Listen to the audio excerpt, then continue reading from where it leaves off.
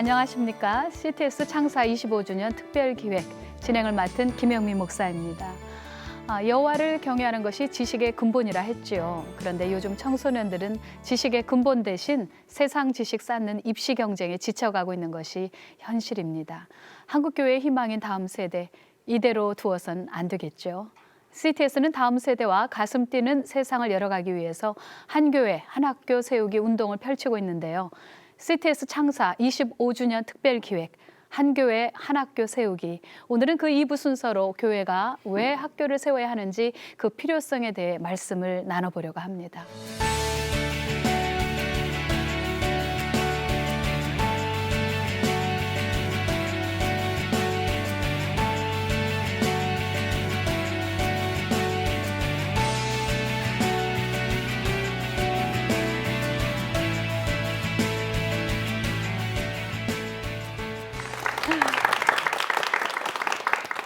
한 교회 한 학교 세우기 왜 필요한가? 기독교 대안학교가 왜 세워져야 하는가? 이런 이슈에 대해서 오늘 2부에서는 그 필요성에 대해 중점적으로 논의해 볼까 합니다. 질문을 반대로 살짝 바꿔서 드리고 싶습니다. 기독교 대안학교가 필요 없다면 지금의 교육만으로도 충분할까요? 공교육만으로도 다음 세대가 믿음 위에 바로 설 수 있을까요? 이찬영 목사님 어떻게 생각하십니까? 예, 저는 지금 현재의 공교육의 상태를 조금 가늠해 볼 수 있는 삽화 같은 그림 하나를 가지고 있는데요. 몇 년 전에 KBS 교육 대토론회라는 것을 시청하게 됐어요. 그런데 거기 대한민국의 교육 전문가들, 기라성 같은 분들이 다 거기 참여하셨고, 그 중에는 현직 교사 25년 차 되신 아주 베테랑 선생님도 거기 계셨습니다. 여러 귀한 말씀을 나누는 중에 25년 차 베테랑 선생님이 뭐라고 하셨냐면 이렇게 말씀하셨어요. 학교는 아이들의 인성을 가르치는 곳이 아닙니다. 제가 그 말씀을 듣고 좀 사뭇 놀래서 그 뒤에를 어떻게 들었는지 모르고 일단 끝낸 다음에 홈페이지에 들어가서 그 비디오 클립을 다시 찾아봤는데요. 제가 들은 게 맞더라고요. 워딩이 딱 그랬어요. 학교는 아이들의 인성을 가르치는 곳이 아닙니다. 그래서 제가 생각해 보게 됐습니다. 아이들은 밤새 선행학습을 하느라고 학원을 계속 이곳저곳을 돌고 학교에 오면 이미 수면실이 된 지 오래고요.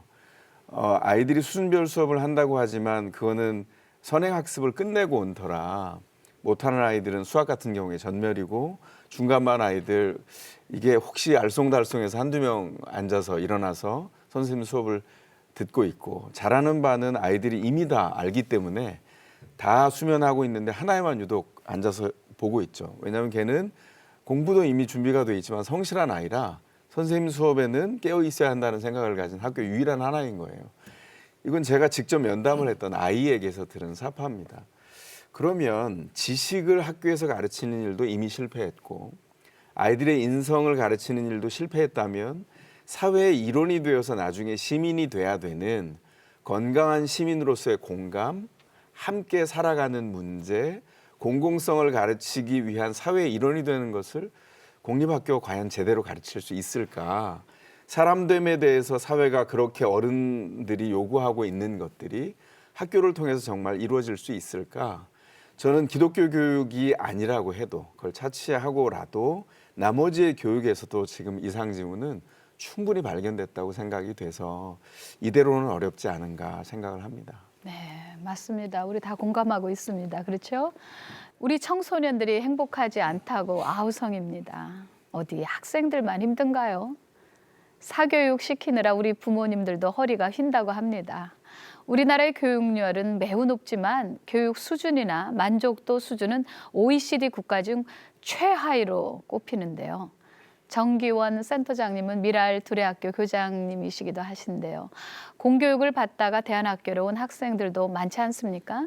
지나친 입시 교육 경쟁 중심의 공교육이 낳은 어두운 면 여러 사례를 보셨을 텐데요. 공교육의 현실과 한계 어떻게 진단하시는지요? 네, 그 2013년도에 그 스웨덴의 그 사회복지 시스템의 기초를 만들었던 그 제1야당인데 사회민주당 대표가 우리나라의 교육에 대해서 비난을 한 적이 있어요. 뭐라 그러냐면 한국 교육은 배우지 말아야 될 대상이다. 그러면서 한국 교육은 교육열은 높지만 그거는 표면적인 성과뿐이고 오히려 그 교육열, 높은 교육열 때문에 학생들이 혹사당하고 있다. 이렇게 얘기를 했었거든요. 사실 며칠 전에도 저도 들었는데 강남의 초등학생들이 미분적분을 배우고 있다. 이런 기사가 나오고 있거든요. 정말요? 네, 뭐 그럴 정도니까 이 우리나라의 지나친 입시 위주의 교육, 그다음에 경쟁 중심의 이 공교육이 우리 아이들의 꿈과 희망과 비전을 다 잃어버리게 만들었다. 저는 그렇게 보고 있는데 그래서 제가 우리 학교에 편입하려고 하는 학생들한테 제가 제일 먼저 묻는 질문이 너는 앞으로 어떤 삶을 살고 싶니 물으면 아이들이 꿈을 말하냐고 물어보면서 자기는 지금 찾고 있고 잘 모른다. 이런 대답한 아이들이 한 90%가 넘거든요. 그래서 저는 공교육에서 공부하고 있는 아이들이 아마 그런 부분에서 참 심각한 부분이다. 꿈과 희망을, 비전을 잃어버린 아이들이 많다는 거고요. 밤 10시만 되면 강남이든 중계동이든 길거리를 걸어가면 좀비들이 나타나거든요. 좀비가요? 예. 그러니까 이 가방을 짊어 메고 눈에 초점이 없고 고개를 푹 숙이고 가는 수많은 좀비들이 나타나고 그런데 저는 그걸 보면서 너무나도 안타깝게 여겼는데 이게 공교육 현실이다 하는데 이게 수치적으로 나타난 게 있어요. 2010년도에 우리나라 교육부에서 조사한 보고서를 보면 우리나라 초중고 학생의 24%가 위기 학생이다. 그러면서 그 수가 자그마치 177만 명이 넘는다 이렇게 얘기를 하고 있거든요. 보면 지금 우리나라의 공교육의 현실을 어떤지 충분히 알 수 있고 2010년도에 24%였으면 10년이 지난 지금은 24%보다 늘었을까 줄었을까 생각해 보면 당연히 늘었을 거란 분위기가 대부분이거든요.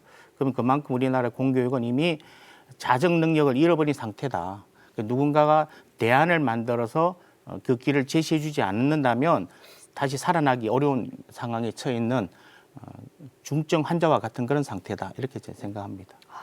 네, 생각보다 정말 심각하네요.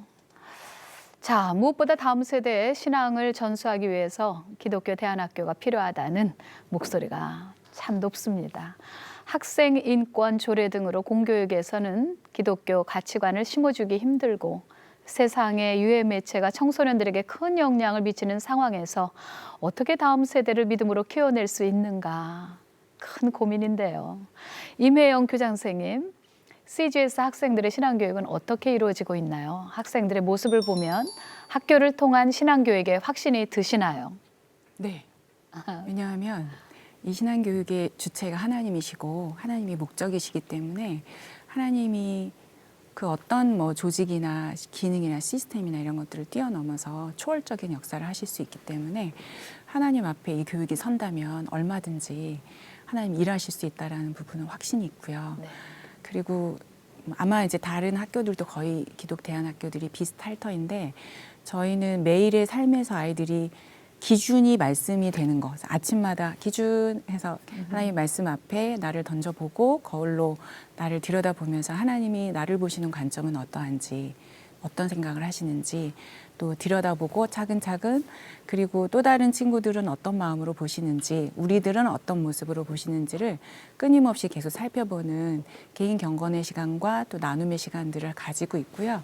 또 하나 저희가 이제 특이한 것은 교과 보통 저희가 이제 학습 따로 또 신앙 따로 이렇게 주로 이제 가는 경향들이 있을 수 있는데 교과 과정 전체에 기독교적 세계관이 이미 다 들어가 있어서 그래서 교과 과정 전체를 풀어가는 과정에서 교사들과 함께 계속 너는 그래서 이 부분을 하나님은 이렇게 생각하시는데 너는이라는 질문들을 끊임없이 녹여낼 수가 있게 되어 있어요. 그래서 아이들이 경건의 어떤 삶의 형태와 내가 배우는 학습의 그런 내용들이 따로 이원화되어 있지 않고 교과 과정을 통해서도 계속적으로 아이들의 인성과 신앙들을 같이 다듬어가고 녹여낼 수 있다라는 것 그렇게 저희는 신앙 지도하고 있습니다. 네. 기준이 확실하네요. 자, 그런데요. 신앙훈련은 교회에서 좀 더 열심히 시키면 되지 않겠냐. 꼭 교회가 학교까지 세워야 하나? 목사는 교회 목회에 집중해야 한다. 이런 의견을 말씀하시는 분들도 참 많은데요. 이에 대해서는 어떻게 생각하십니까? 이찬영 목사님. 예, 저도 개인적으로 그런 질문 많이 받았습니다. 네. 그리고 왜 그렇게 질문하시는지 이해도 돼요. 왜냐하면 뭐 교회 현장이 그렇게 녹록치 않거든요. 목사님들에게. 그렇지만 저는 시대마다 그 시대에 주어진 사명이 있다고 생각합니다. 맞습니다. 우리 시대에 주어진 사명은 다음 세대의 통계와 온도계가 있어요. 그러니까 다음 세대가 어떻게 될 것인가를 나타내는 온도계가 다음 세대 지금 전도율이라고 생각이 되거든요. 전도율이 3.8%라는 것이 어떤 걸 얘기해 주냐면 이 비율이 만약에 30년이 지나도 그대로 유지된다면 30년 이후에 지금 현재 대한민국에 현존하는 교회의 96%가 사라진 세상을 직면하게 된다는 뜻이거든요. 끔찍하네요. 상상하면 끔찍하죠. 그러면 모르면 가만히 있어도 되는데 알았으면 저는 준비가 필요하다고 생각합니다. 그래서 맞습니다. 그 절박한 마음을 가지고 사실은 이 학교 사역에 뛰어들어야 되는데 그동안 한국교회가 헌신했던 것이 선교였어요. 보통 이제 얘기하면 타문화권 선교죠. 그래서 그거는 다르게 얘기한다면 공간을 향해서 섬기는 선교였다면 저는 기독학교 운동은 시간 선교라고 생각해요. 우리 자녀들이 가서 점령해야 되는 혹은 선점하고 생명을 갖고 와야 되는 미래 시간을 우리가 미리 준비해서 그 아이들을 미래로 파송하는 선교사가 저는 교회에 필요하다고 생각하고 저는 기독학교가 그 역할을 해야 된다고 생각합니다. 그래서 목사님들이 목회가 너무나 분주하고 바쁘시지만 네. 우리 시대에 요 주어진 이 숙제와 과제, 요 사명을 함께 감당하는 시간 선교사로 나서 주셨으면 하는 마음입니다. 아우, 너무 멋진 말씀해 주셨어요. 미래 선교. 네. 그러니까 지리적 공간적 선교가 아니라 이제 미래를 위해서 시간 선교하시자 그런 말씀이셨네요. 또 우리 센터장님은요?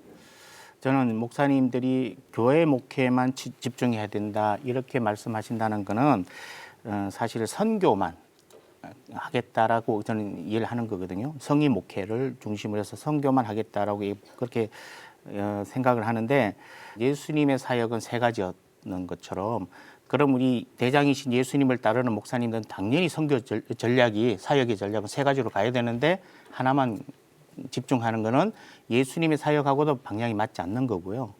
또 하나는 뭐냐면 이 교회는 사람을 살리는 데 관심을 갖고 있어야 되는데 지금 뭐냐면 주 5일은 우리 아이들이 세속적인 교육을 받으면서 지난번에 말씀드렸던 것처럼 정말 애국과 같은 상황 속에서 고통받고 있는데 그 아이들이 그 일주일에 한 번 와서 40분 예배드리고 20분 공과 공부하는 것으로 충분히 잘 살 수 있을 거라고 믿고 넘어가는 거는 어쩌면 무관심한 거고 그렇죠. 예, 오히려 외면하고 있는 거 아닐까. 네, 맞습니다. 그래서 오히려 목사님들이 그 세상에서 고통받고 있는 이 아이들의 마음을 제대로 이해한다면 다음 세대를 살리는 그런 교육에 집중해야 된다. 그래서 저는 교회가 당연히 감당해야 될 사역이라 이렇게 생각을 합니다.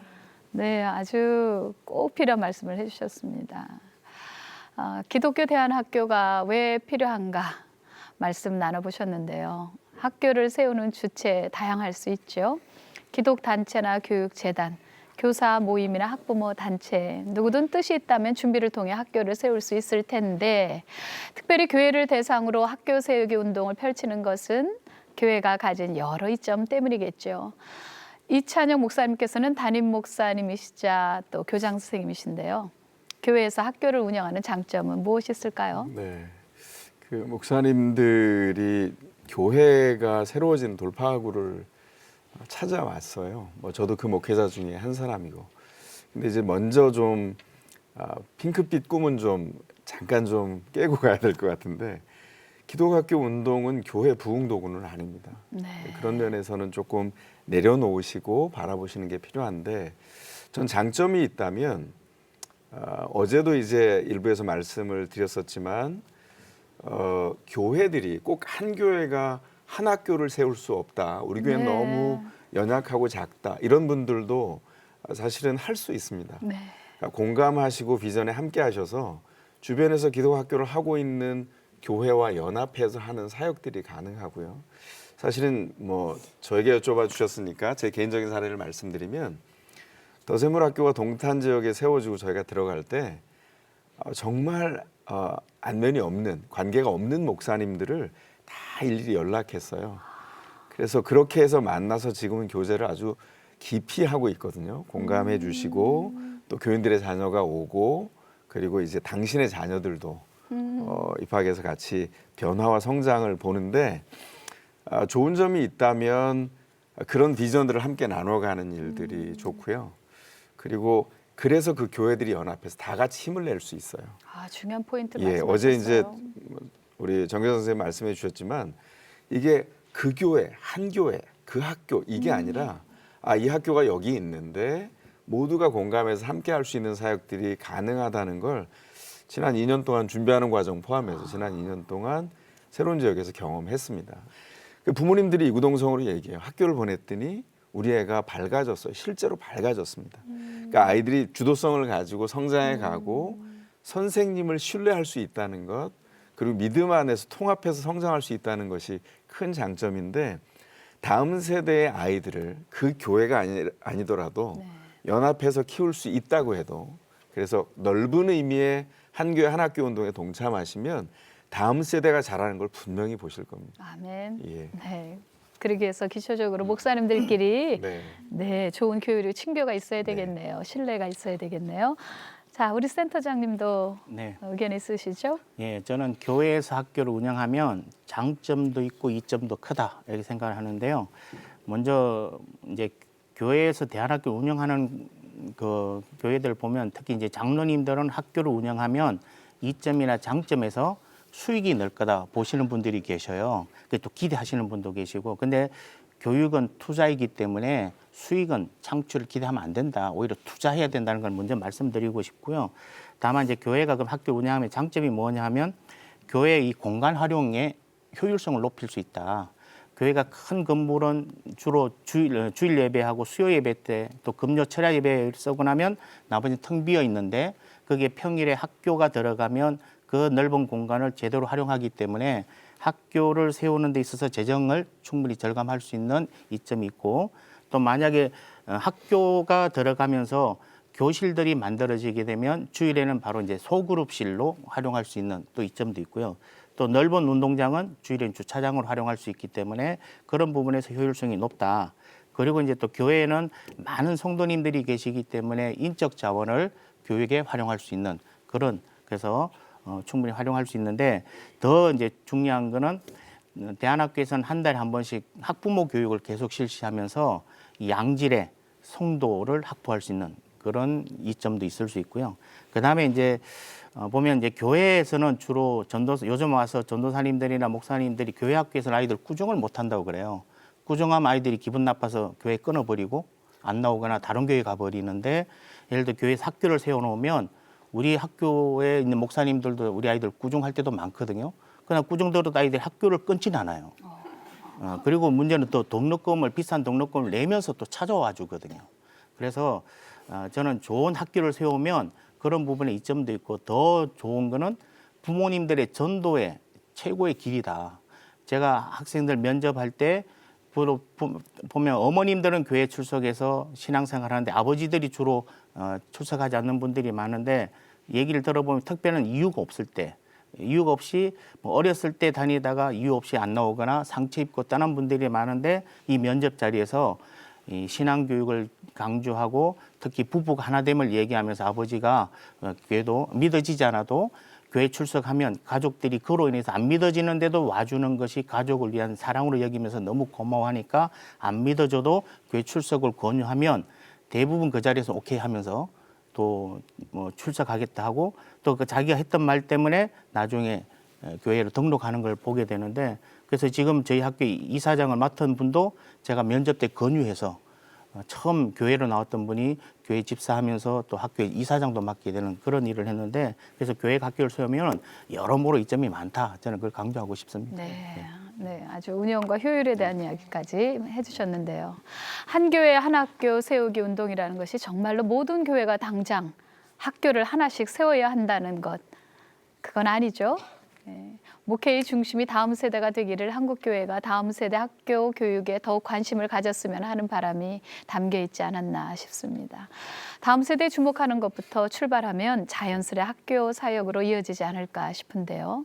끝으로 한국교회 다음 세대 학교 교육에 대한 당부하고 싶은 말씀이 계시다면 어떤 것이 있을까요?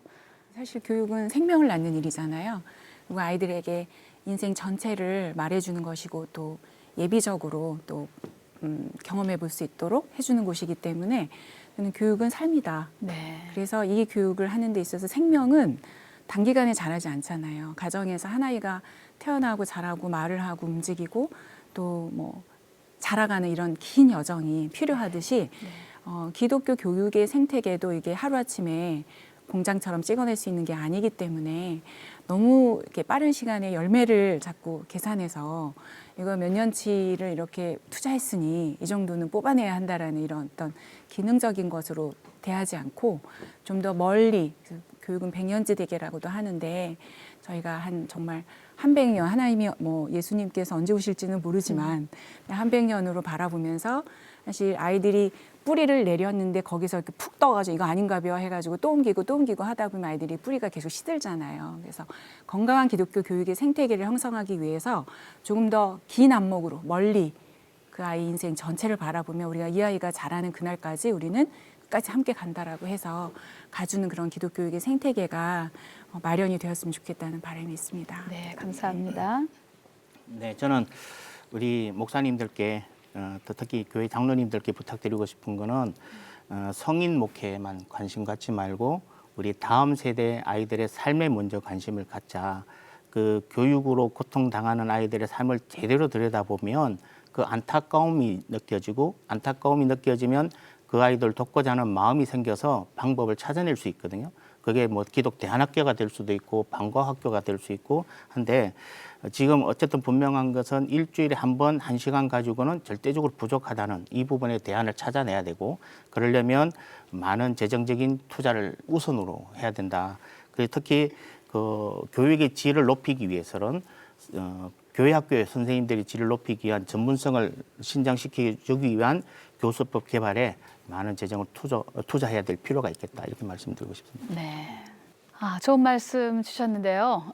CTS 창사 25주년 특별기획 한교회 한학교 세우기 2부 함께하고 계십니다. 끝으로 방청객 여러분들의 목소리도 들어보겠습니다. 교회 학교 사역 왜 필요할까요? 공감하시는 점, 말씀하고 싶은 의견 있으신 분께 발언하실 기회를 드리도록 하겠습니다. 자, 누구 계실까요? 네, 말씀해 주시죠.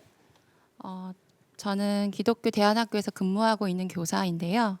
오늘 대담을 들으면서 교사로서 계속 기도하고 또 아멘을 외치게 됐던 대담이었던 것 같아요. 근데 저는 청소년을 지도하다 보니까 아이들에게 꼭 필요한 것은 아이들의 자아의 정체성 그리고 사회에서 어떤 역할을 할 것인가에 대한 부분인데요. 그러나 일상에서 교육의 주체가 되는 학교나 가정은 어떤 이런 질문에 대해서 삶에 대해서 질문하지 않고 있는 것 같아요. 너 오늘 뭐 했어? 학원은 갔어? 또는 몇 점 맞았어? 이런 질문을 계속 하게 되는데요. 그렇다면 정체성을 확립하는 이 중요한 시기에 있는 이 아이들에게 너는 어떤 삶을 살래? 라는 질문을 하는 사람은 아무도 없다는 거죠. 전 교사로서 그 가장 마음이 아프고요. 그럼 일상에서 이 질문을 던질 주체가 누구인가에 대해서 고민하게 됐습니다. 그래서 신앙이라는 것이 곧 단지 하나님을 믿는 것이 아니라 어떤 삶을 살아가는 것인데 말이죠.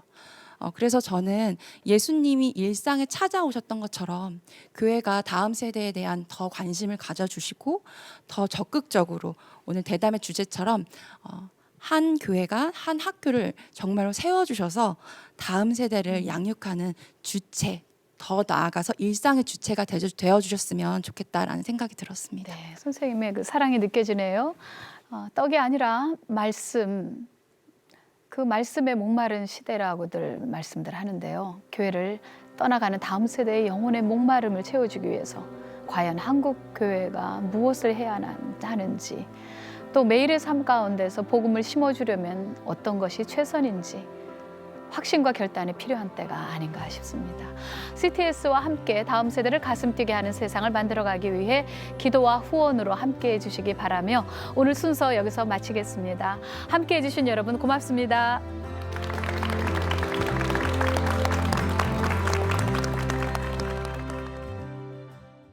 이 프로그램은 CTS 방송가족의 사랑과 후원으로 제작되었습니다. 후원 전화 02-6333-1003번, ARS 060-808-1004번으로 전화주세요.